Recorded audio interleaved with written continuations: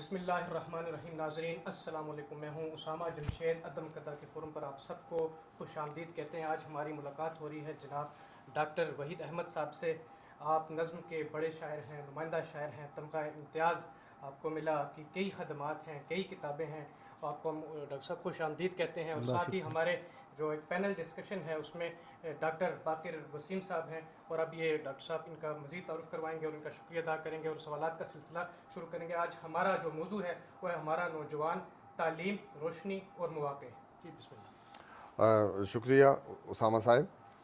बड़ी खुशी की बात है हमारे लिए कि बड़ा एज़ाज़ है कि आज हम डॉक्टर वहीद अहमद साहब के साथ मौजूद हैं, जो 8 किताबों के मुसन्निफ़ हैं। नज़्म की किताबें इनकी शफ़ाफ़ियाँ, हम आग चुराते हैं, नज़्म नामा और परियां उतरती हैं, मुरम्मत कौन करता है और इग्लू इग्लू आग। ये इनकी जो है वो 6 नज़्म की किताबें हैं और इनके नावल काफ़ी शोहरत पा चुके हैं। ज़ीनू और मुंदरी वाला बेशुमार मरतबा जो है वो इशात पजीर हुए और कई एडिशंस जो है वो इनके शाया हुए। सदारती अवार्ड इनको मिला तमगा इम्तियाज़ और असार लाइफ अचीवमेंट अवार्ड जो है वो इन्होंने हासिल किया। इत्तेफाक की बात यह है कि हम थोड़ी देर पहले उन अवार्ड्स का और उन एजाज़ात का जो है वो दर्शन भी कर चुके हैं और हमें इन्होंने अपनी लाइब्रेरी दिखाई और हमने वो अवार्ड देखे और बड़ी खुशी हुई। Faisalabad medical college, Punjab medical college Faisalabad से इन्होंने जो है वो MBBS का इम्तिहान पास किया और उसके बाद CSS के ज़रिए ये सिविल सर्विस CSS का इम्तिहान पास करके ये सिविल सर्विस में आए और 2019 में ये सुबकदोश हुए सर्विस से। एक बड़ी तख्लीकी एतबार से और जो है वो बड़ी भरपूर ज़िंदगी गुजारी और फिल वक्त हर चंद हो मुशाहिदा हक़ की गुफ्तगू बनती नहीं है बादा व सागर कहे बगैर। डॉक्टर वहीद अहमद साहब का नाम ना आए तो उर्दू नज़्म की और उर्दू अदब की जो मौजूदा जो लोग सांस ले रहे हैं उनमें तारीफ़ मुकम्मल नहीं होती। तो हमारे साथ मौजूद तो मैं सवाल जो है वो सबसे पहले ये करना चाहता हूँ। डॉक्टर साहब इजाज़त। बिस्मिल्लाह। आपका बहुत शुक्रिया कि आपने हमें वक्त दिया। बहुत मेहरबानी, आप तशरीफ़ लाए। पहला सर जो हमारा मौजू चूँकि इल्म है, हमारा नौजवान, तालीम, रोशनी और मौक़े। पहला जो सवाल बनता है वो ये बनता है कि फ़ी ज़माना जिस दौर में हम और आप सांस ले रहे हैं, इसमें नौजवानों की जो इल्म की तरफ रग़बत है उसकी क्या सूरत हाल है? अच्छा, सबसे पहले तो मैं इससे पेशतर कि मैं कुछ अपनी मारूज़ात गुज़ारिशात आपको पेश करूं, तो सबसे पहले तो मैं आपको खुश आमदीद कहता हूं। उसामा आपको और डॉक्टर साहब आपको कि आप यहाँ मेरे घर में तशरीफ़ लाए, इज़्ज़त अफ़ज़ाई है। और दूसरी बात यह है कि मैं आपको आपके प्रोग्राम के एतबार से जो है ना मैं मुबारक देना चाहता हूँ। मैं आपके प्रोग्राम्स देखता हूँ, मसलन और बहुत सारे प्रोग्राम जो मैंने देखे हैं उसमें जैसे आप रफ़ाकत राज़ी के साथ प्रोग्राम कर रहे थे, यानी कि अरबी शेर व अदब का हमारे ऊपर जो ताल्लुक़ है, ये एक बड़ा एक नादर मौजू है। तो मैं बड़ा खुश हुआ कि देखें कोई ऐसा चैनल आया है जो बुनियादी हमारे सवालात हैं उनको एड्रेस करता है। तो आपको मुबारक हो। डॉक्टर साहब, बुनियादी सवाल है, ज़ाहिर है कि तालीम से आरास्ता होना चाहता है नौजवान, इसमें तो कोई शक व शुबे की गुंजाइश ही नहीं है। लेकिन अगर हम इसको मौजूदा सूरत हाल में इसको देखें, आप तो माशाल्लाह ख़ुद एक मुस्तनद उस्ताद हैं, इस चीज़ को समझते हैं, आप तालीमी आपकी ज़िंदगी रही है। इस वक्त सूरत हाल जो मुल्क की है वो बड़ी एक दिलचस्प और बड़ी फ़िक्र अंगेज़ है मेरे ख़्याल में, नौजवानों के हिसाब से मैं बात। वो इसलिए कि हम जिस दौर से गुज़र रहे हैं तो उसको हम यूथ बल्ज कहते हैं। अब यूथ बल्ज को जो डिफ़ाइन करते हैं अपना सारी दुनिया में, वो ये है कि اردو میں یوں ہوگا کہ یوتھ بلج جو کسی بھی ملک کی زندگی کے اندر وہ دورانیہ یا وہ عرصہ جس میں کہ نوجوانوں کی آبادی عمر رسیدہ لوگوں کی آبادی سے تجاوز کر جائے، ٹھیک ہو گیا نا، اسے کہتے ہیں یوتھ بلج۔ اب صورتحال یہاں پہ ہماری یہ ہے کہ اگر ہم اس کو اعداد و شمار کے تناظر میں اگر ہم دیکھیں تو پاکستان کی آبادی اگر 255 ملین ہے، فرض کیا یہ 25 سے 26 کروڑ کی آبادی، ٹھیک ہے نا جی، اور یہ دنیا میں 5ویں نمبر پہ ہیں ہم، یہ بڑی اہم بات ہے، یعنی کہ چین، انڈیا، امریکہ، انڈونیشیا اور ہم ہی ہم، ٹھیک ہو گیا نا،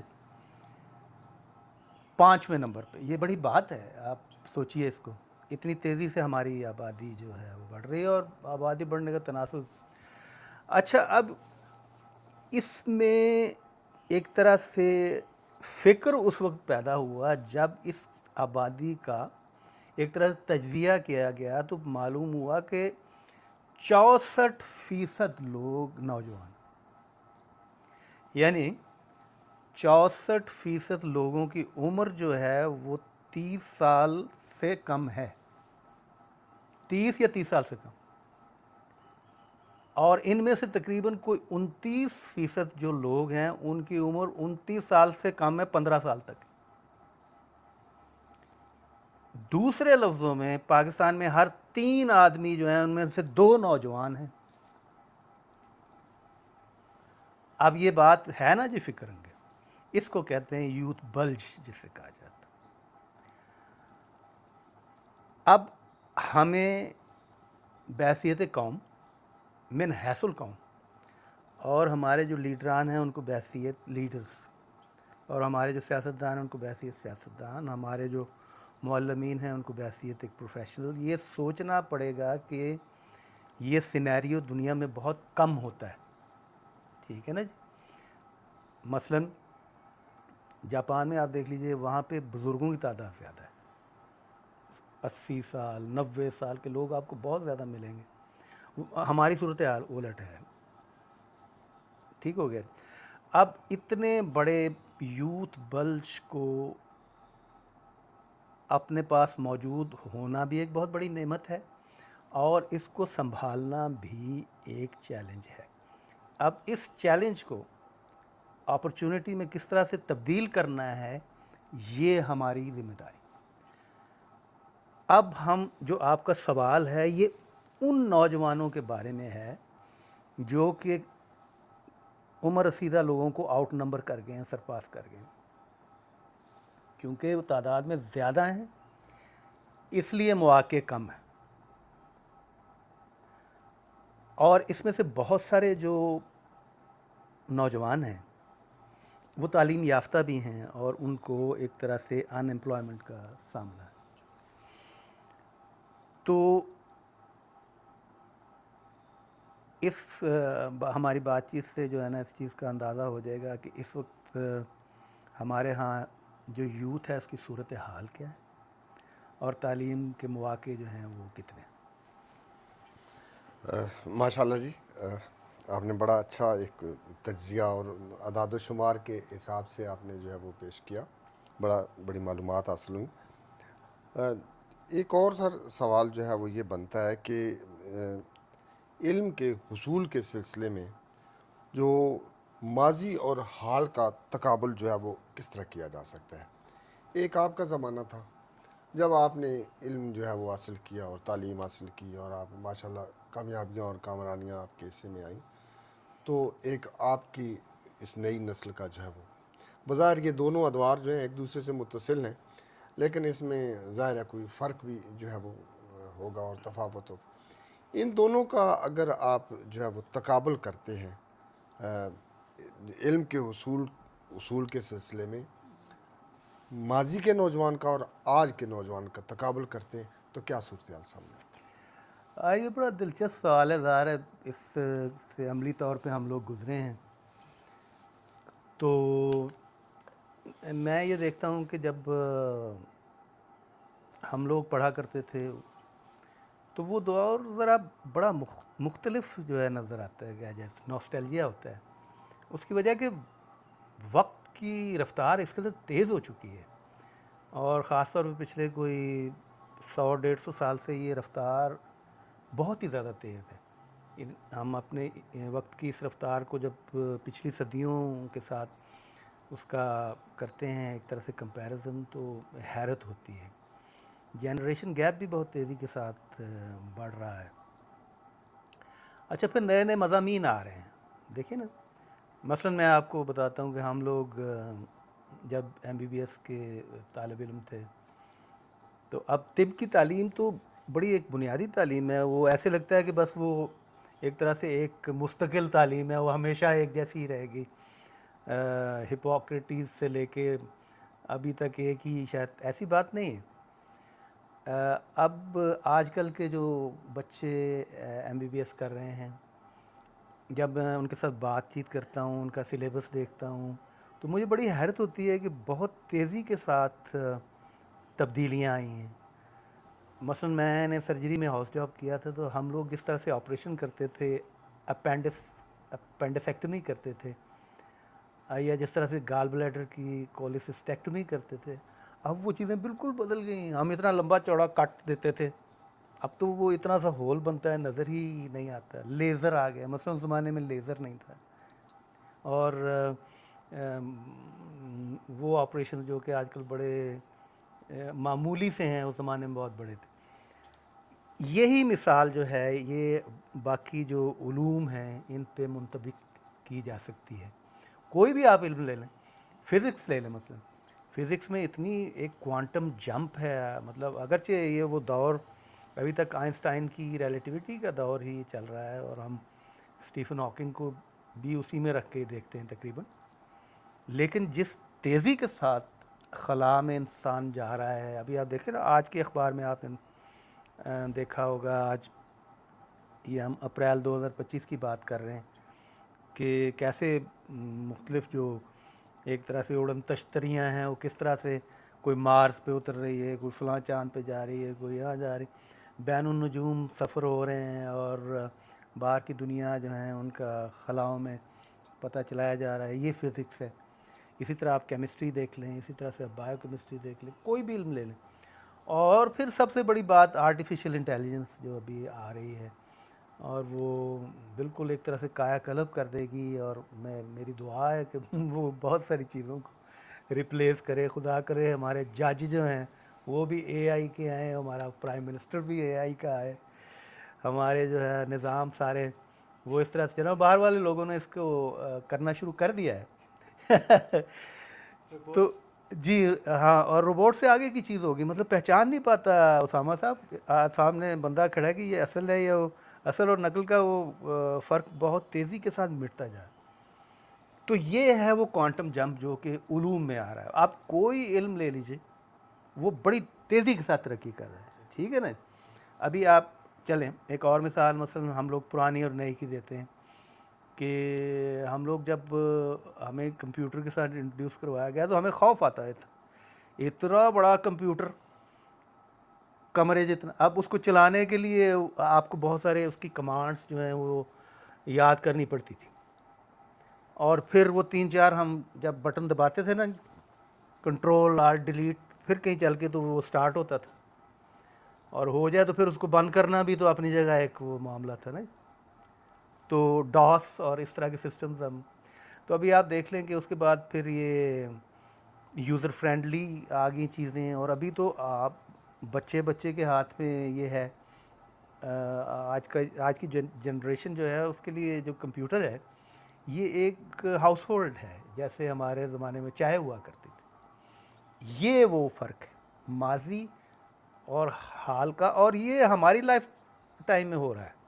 یہ وہ چیزیں جو کہ ہم دیکھ رہے ہیں، عموماً یہ ہوتا تھا کہ ایک جنریشن ایک چیز دیکھتی تھی، اب ہم ان میں سے ہیں جنہوں نے ہمارے ہوتے ہوئے جناب ٹیلی ویژن ایجاد ہوا، اس سے پہلے صرف ریڈیو ہوتا تھا، پھر VCR آیا جناب، پھر ڈش آ گئی اتنی بڑی وہ جو اوپر لگاتے تھے، پھر انٹرنیٹ آ گیا، اور پھر ابھی آپ دیکھ لیجئے کہ آج کا جو نوجوان ہے وہ کنیکٹڈ ہے ورلڈ کے ساتھ.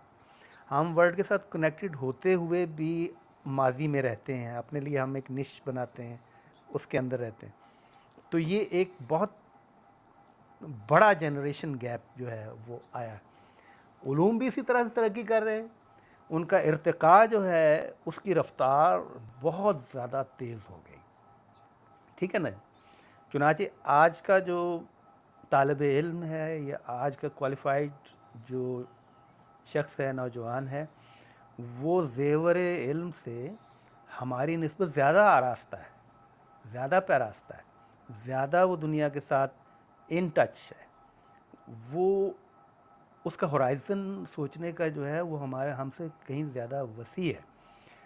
لیکن المیہ یہ ہے ہمارے ہاں، جس کا کہ میں پہلے بھی آپ سے ذکر کر چکا ہوں، کہ ہمارے ہاں نوجوان زیادہ ہیں اور ان کی کھپت جو ہے اس کے مسائل ہیں، ان کے لیے اپرچونٹیز کم ہیں. تو یہ ماضی اور حال کے جو تعلیمی جو کہہ لیجیے تجربات ہیں، ان کو میں اس طرح سے دیکھتا ہوں. ماشاء اللہ جی. ایک اور سوال وہ یہ ہے کہ جو علم کی تحصیل ہے، کیا علم کی ہر تحصیل کے لیے کسی صلے یا انعام کی ضرورت ہوتی ہے، یا جو علم کی حاصل کرنے سے جو تسکین ہوتی ہے وہ از خود اس کا انعام ہے؟ یہ بڑا ہی کہنا چاہیے کہ دل کے قریب یہ سوال ہے، بہت بنیادی سوال ہے، اور اس کی گہرا سوال ہے. بادی نظر میں جتنا یہ معصوم سوال نظر آتا ہے نا، اتنا ہے نہیں. دیکھیے یہ جو ہے نا، اب یہ بڑا مٹیریلسٹک دور آ گیا ہے، بہت ہی زیادہ اسٹریٹ فارورڈ دور ہے. تو وہ جو ہے نا کہ نہ ستائش کی تمنا نہ صلے کی پرواہ، یہ ہمارے دور کی باتیں تھیں اور ہمارے بزرگوں کے دور کی باتیں تھیں. ٹھیک ہے نا جی. مثلا میرے والد صاحب بتایا کرتے تھے کہ سمر ویکیشنز میں ہمیں ہمارے جو اساتذہ کرام ہیں وہ فری آف چارج پڑھاتے تھے، دور سے سائیکل پہ آتے تھے اور ہم سارے لوگ جا کے پڑھتے تھے. اب یہ دیوانہ پن جو ہے، یہ آپ خود استاد ہیں، یہ آج کل ناپید ہے. ٹھیک ہے نا. اس وقت کے لوگ غریب غربا جو گاؤں کے دیہات کے لوگ ہیں ان کو پڑھا دیا کرتے تھے. میں نے خود دیکھا ہوا ہے، میں دیہات میں بھی پڑھا ہوا ہوں، میں شہر میں بھی پڑھا ہوں. تو اب آپ بھیجیں نا کسی کو اسکول میں اور کہیں جی کہ ہمارے پاس پیسے نہیں ہیں. اچھا، اس زمانے کے جو اساتذہ کرام ہیں آپ ان کو کمپیئر کیجئے. آج کل ویسے اساتذہ کی حالت بھی بہت بری ہے.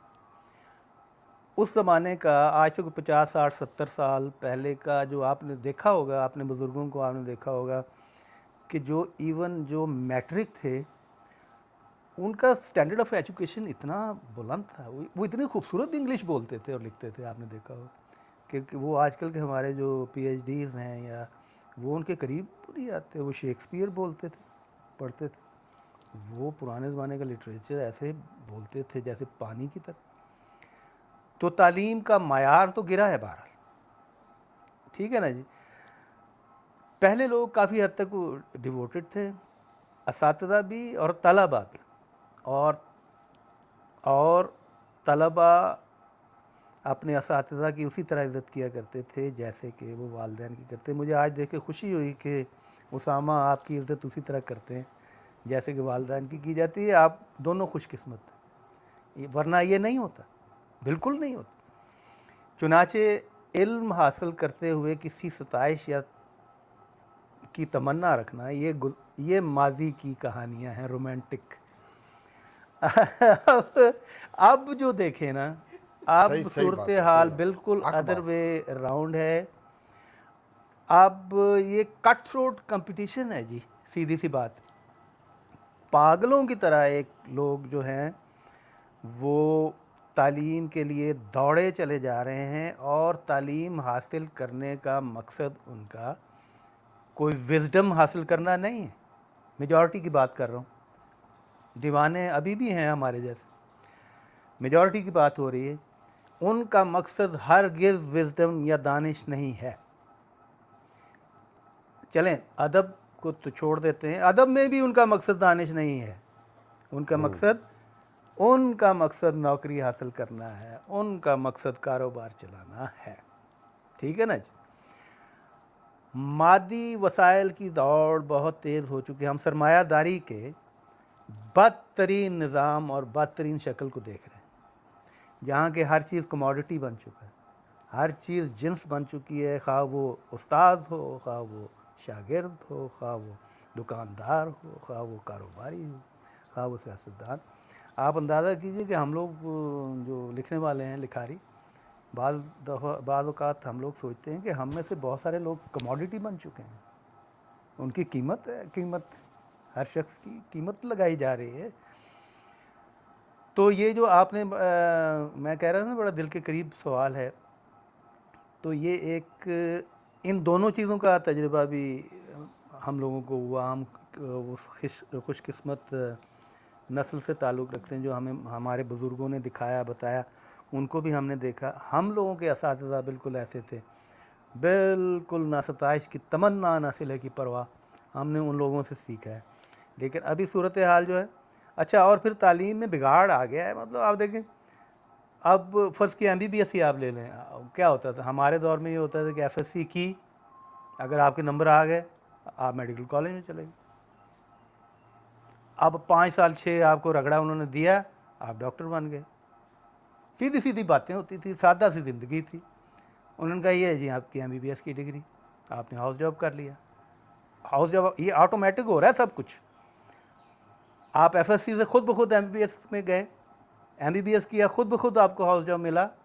हाउस जॉब करने के बाद आपने पब्लिक सर्विस कमीशन का इम्तहान पास किया, आप पक्के मेडिकल ऑफिसर हो गए। बस फिर चलते जा रहे हैं। अच्छा, अभी आप प्री मेडिकल टेस्ट दें, फिर प्री कुछ दें, उसके बाद फिर पोस्ट दें, और ये सारा जब देखें हज़ार नौजवान जो है ना किसी स्टेडियम में बैठे ये इम्तहान दे रहे हैं, वो इम्तहान दे रहे हैं, बाहर जाने के लिए ये इम्तहान, उसके लिए वो इम्तहान, और उसके बाद अपॉर्चुनिटीज़ कितनी है। ये भी वो जो हम यूथ बल्ज की एक बात कर रहे हैं, उसको ट्रीट करने का, उसको हैंडल करने के ये ढकोसले ये भी हैं। चुनाचे अब वो सूरत हाल नहीं है कि 27 की तमन्ना। वो कहते हैं जी हमें 27 की भी तमन्ना है, और हमें सिले की भी परवाह है, और हमें पैसे भी दें, और हमें काम पे भी लगाएं, हमें कारोबार करने दें, हमें नौकरी दें। ठीक है ना जी। कट थ्रू एक competition through out the world चला हुआ। हमारे यहाँ ये रफ्तार में थोड़ा सा ज़्यादा इसीलिए है, बार बार वही बात होगी कि 64% हमारी जो आबादी है वो नौजवान पे मुश्तमिल है।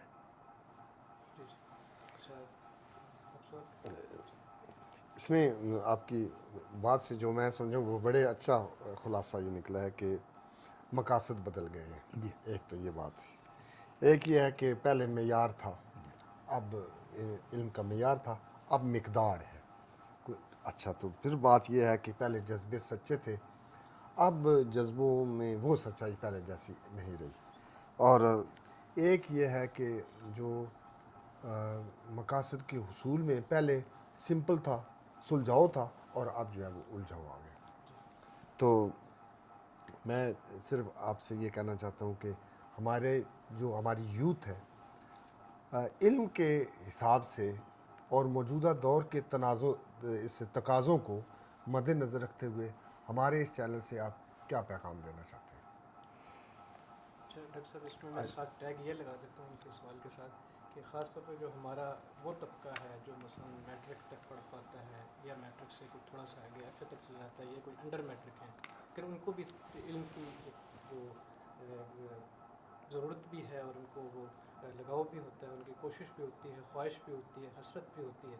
आप यानी कि इल्म में फ़र्ज़ करें अगर आपको सबको जमा भी करना पड़े, तो आप क्या वो भुलो भला के कैसे इनको किसी तरह किस दर्जे में, आखिरी जो मुमकिन दर्जे तक हर बंदा वो बसता रहे, इस हवाले से इनके सवाल के साथ इस पर भी साथ देखें। बड़ा पूरे नौजवान सारा देखें ना, जैसे बताया ऑलरेडी नौजवान हमारे ज़्यादा हैं, तो कुछ वो उसमें रहे। बड़ा बुनियादी सवाल है जी। बात ये है, देखें, सबसे पहले तो हम इसकी जड़ तक जाते हैं ना, कि जो हमारा पाकिस्तान का आइन है